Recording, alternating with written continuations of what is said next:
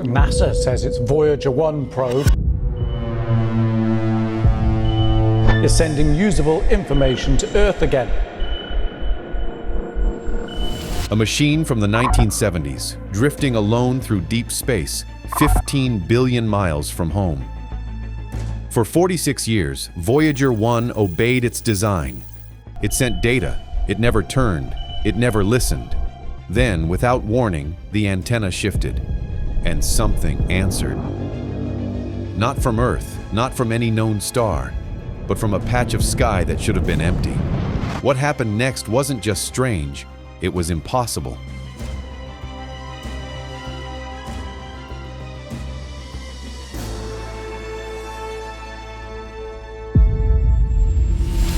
Built to leave. Mission, we have a liftoff. Roll program is in on time. Voyager One launched quietly on September 5th, 1977, a slim body, 800 watts of plutonium-powered electricity, and a memory smaller than a single JPEG. There were no advanced systems, just a transmitter built to send data back home, not to listen, not to react, and definitely not to turn. Its only job was to leave. And it did. It raced past Jupiter, then Saturn, then kept going. It flew beyond Pluto. Crossed the heliopause in 2012, that invisible edge where the sun's magnetic field fades into interstellar space. And now it floats 15 billion miles away, still powered, still transmitting, the farthest object humans have ever touched. For over 40 years it drifted in silence, until that silence broke. With no sensors, no receivers, and no commands from Earth, Voyager One responded to something that wasn't supposed to happen. The shift. When Voyager One crossed the heliopause in 2012, it entered a region no spacecraft had ever breached, the borderless, unnamed stretch of space beyond the edge of the sun's influence. It's a place so distant that even the closest stars appear frozen in place, offering no pull, no light, and no sound. This is interstellar space, the large, empty expanse between solar systems. Here, the sun is just another pinprick of light, its magnetic field stretched too thin to reach. There are no planets to orbit, no gravitational fields to guide it, and no solar wind left to push against its body. By all expectations, nothing should happen here, and yet that's when something did. Without any command from Earth and with no external trigger detected, Voyager One adjusted its orientation. It turned gently, but deliberately, towards a patch of sky that appeared completely empty. There were no galaxies, no stars, no known celestial mass, just blackness. And for a spacecraft that was never built to respond to its surroundings, this turn wasn't just unexpected, it was illogical. The glitch that wasn't a glitch. On November 6, 2023, Voyager One sent back a transmission that looked off, not broken, just wrong. The data came through distorted, like a static-filled stream that didn't follow any known pattern. At first glance, NASA's engineers chalked it up to the usual issues: cosmic radiation, degraded wiring, or maybe just a memory glitch. It made sense. This was a 46-year-old spacecraft, running far past what anyone ever expected. But then something unusual happened. Voyager's fault protection systems designed to take over during emergencies suddenly kicked in. These protocols don't activate lightly. They're built for serious problems, like when the spacecraft begins to spin uncontrollably or loses contact with Earth. But this time, they engaged with no clear trigger. Telemetry logs became unreadable. Orientation records vanished. Even some of the onboard clocks began to drift out of sync. The signal didn't just get weaker, it morphed into something different. There was no command from mission control. And yet, Voyager started acting like it had been hit by something invisible, like it was reacting to an event it couldn't process. This wasn't random static or data loss from deep space exposure. It was something else, something that reached deeper into the structure of the spacecraft itself. And whatever it was, Voyager couldn't explain it. Not long after the emergency systems kicked in, Voyager One did something it should never be able to do on its own. It turned. The spacecraft's high-gain antenna that's supposed to stay locked on Earth shifted position. But it didn't realign with mission control. Instead, it aimed somewhere else entirely, toward a patch of sky with nothing visible. What made the movement even stranger was how it happened. The shift didn't involve the spacecraft's thrusters. There was no propulsion recorded or firing of jets. It was as if the orientation simply changed on its own. NASA ran through every scenario. No command had been sent from Earth. No software had been updated. Nothing in the control system had changed.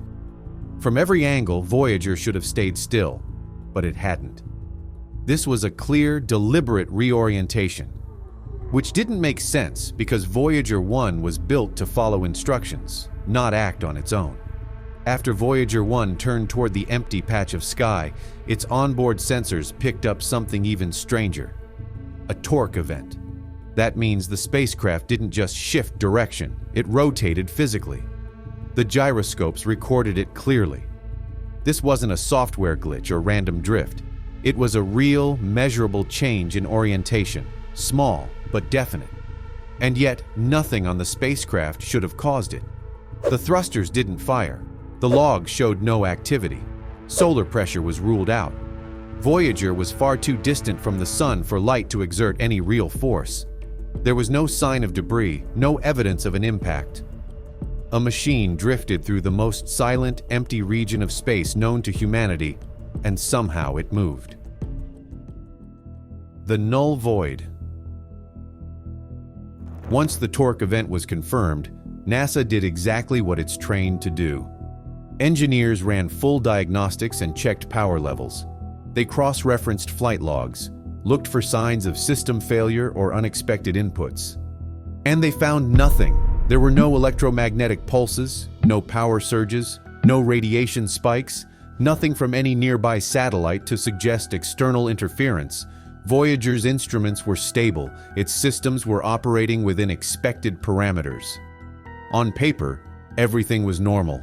Just to be sure, the team ran simulations. They tested whether aging hardware or degraded components could have triggered some phantom command. But the data didn't line up, the numbers didn't match. This wasn't a ghost signal or a random twitch from dying circuits. The reorientation was real, the torque event was real, and neither one had a cause that anyone could find. Once engineers had ruled out every known explanation, they were left with a question that no one really wanted to answer. If Voyager's systems hadn't caused the shift, if there was no technical failure, no solar radiation, no micrometeoroid strike, then what exactly made it move? The only answer left was that something external had interacted with the spacecraft, and not in the way space usually interacts with machines. This wasn't a collision. It felt like a nudge. A subtle, intentional adjustment. Not enough to break anything, but just enough to steer. Almost like something out there understood Voyager's design and wanted to shift its course without disrupting its systems. The longer they stared at the data, the more it seemed like that patch of blackness wasn't random. It wasn't nothing. It was a direction. It had come to rest with its antenna locked onto a very specific part of space. It was aligned with a point researchers had only ever written about, a theoretical region some called a null zone. It's a kind of pocket in space where gravitational forces from different directions perfectly cancel each other out. It's not something you stumble across, and certainly not something an old spacecraft should be able to find, let alone point itself toward. Voyager wasn't designed to detect null points. It had no software for that, no hardware to measure them. The probe didn't just face the zone, it held a position. Its antenna stayed locked, like it was receiving something. There was no entry in Voyager's command history to explain it, no programming that told it to do this. So the team stopped calling it a fluke and started calling it something else, targeted. Sound and data. Right after Voyager 1 aligned itself with the null point, its plasma wave subsystem picked up something it hadn't heard before.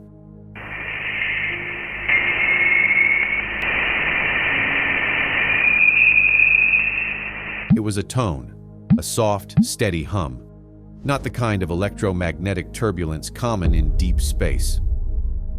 This was cleaner than that. It held steady at around 3,000 hertz and it didn't waver. The signal pulsed with a rhythm so consistent it felt designed and structured, the kind of pattern you'd expect to find not in natural radiation but in music theory. But this wasn't new. This hum had been there for years. Voyager's strange reorientation had simply put it in position to hear it clearly without distortion. The alignment hadn't just uncovered the sound, it had amplified it. Researchers started calling it the plasma melody. When the waveform was analyzed, they found mirrored structures. The pauses were evenly spaced. The tone repeated itself in precise intervals. Its patterns echoed with math. It moved like a melody written in numbers. NASA didn't just bring in physicists. They called in acoustic engineers, people who work with harmony and structure for a living. And almost every one of them said the same thing. This wasn't random. It was balanced and symmetrical. It didn't feel like a signal someone had transmitted.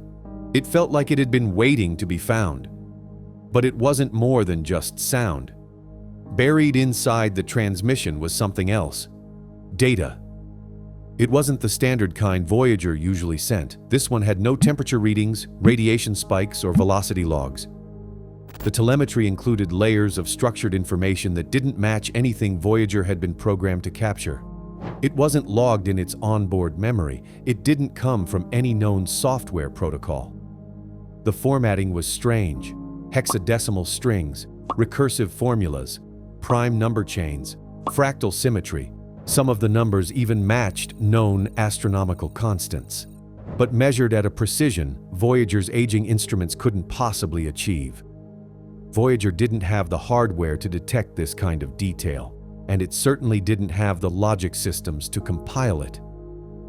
It was as if the probe had been used. Something had inserted this code into the signal, layered it into Voyager's outgoing data stream like a hidden file riding inside a normal transmission. A vessel carrying someone else's data straight back to Earth. Most signals in space aren't precise. Even the most focused energy tends to disperse across vast distances, like a flashlight lost in fog. The signal that hit Voyager didn't spray out across multiple trajectories or brush past other spacecraft. It came in clean, direct, and narrow. It hadn't just reached Voyager by chance, it had found it. None of the other probes in similar trajectories, not Pioneer, not New Horizons, reported anything like this. The signal didn't spill into their data streams.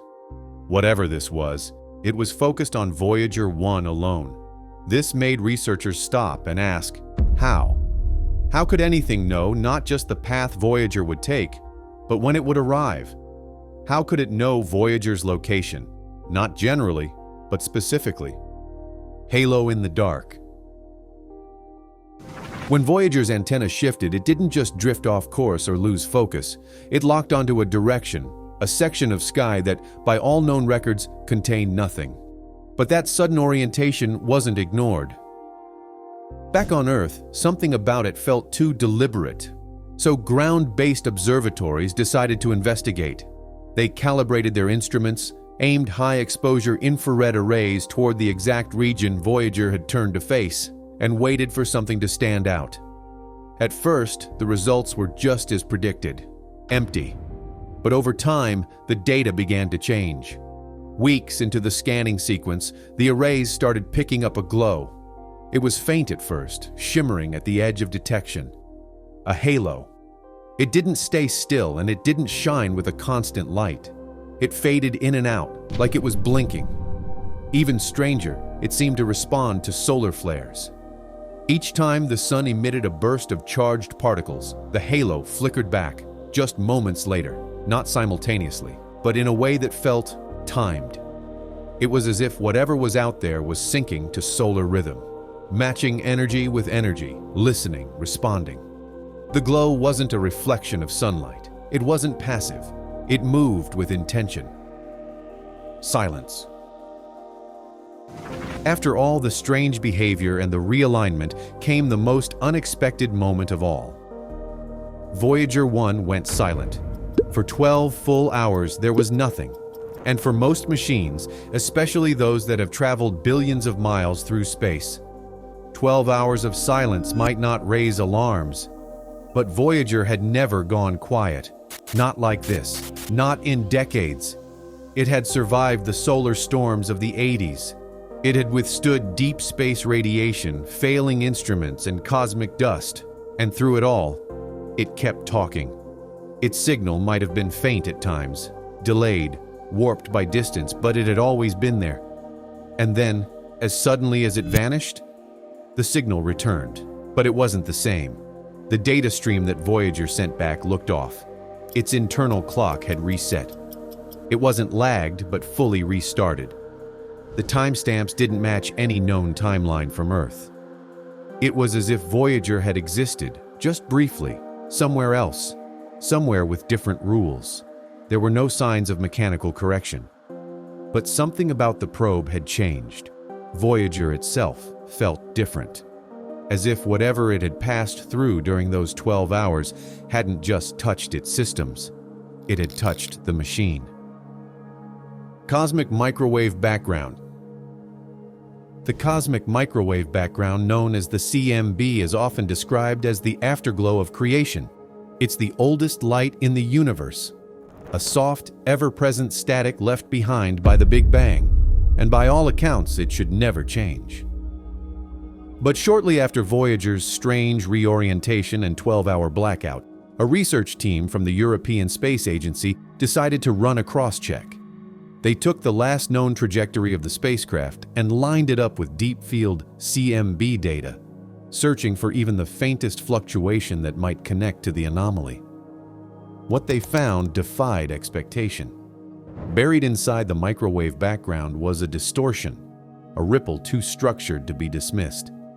It was a silhouette, a faint shape, subtle but persistent, etched into the static like an echo.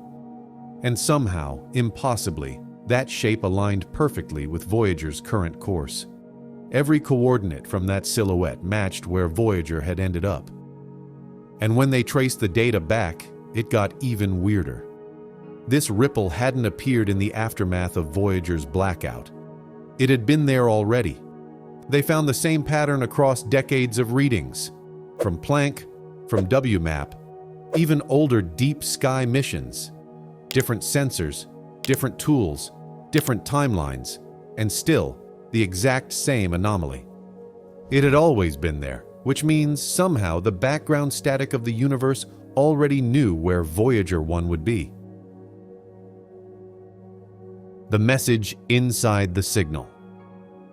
By now, it was clear that the signal Voyager had sent back was more than just broken telemetry. It was something deliberate and designed, but no one had the tools to read it. NASA's instruments couldn't decode it. Traditional software failed to parse the structure. It wasn't written in any known programming language. So the team turned to something new, something built not just to process information, but to interpret complexity itself. They used a Majorana chip, a quantum processor called the Voyager One. Unlike regular computers, it didn't solve problems through step-by-step equations. It worked through probability, mapping patterns across multiple potential realities, adapting to symmetry, recursion, and uncertainty. The same principles that define the universe at its smallest scales.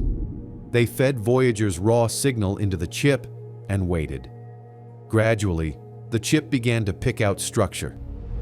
It started recognizing mirrored patterns, sequences that folded back on themselves, loops that aligned like grammar in a language no one had taught it. The signal began to unfold like a sentence, a message that wasn't written in English or in binary or in Morse, but in logic, in structure. And then it stopped. The chip produced one final output, just a single line. It was a question. Are you ready to listen? This wasn't just a message sent across space. It was an invitation. With the question decoded, attention turned back to the signal itself. If this was a message, then maybe it carried an identity. So they began peeling it apart, one digital layer at a time. And at the very core of the transmission, beneath all the math and structure, they found something deeply strange. A tone. A steady, perfectly tuned hum, locked at 3,000 hertz. It didn't behave like static. It didn't degrade like background radiation. It didn't scatter like noise. It held rhythm. And more than anything, it sounded like music.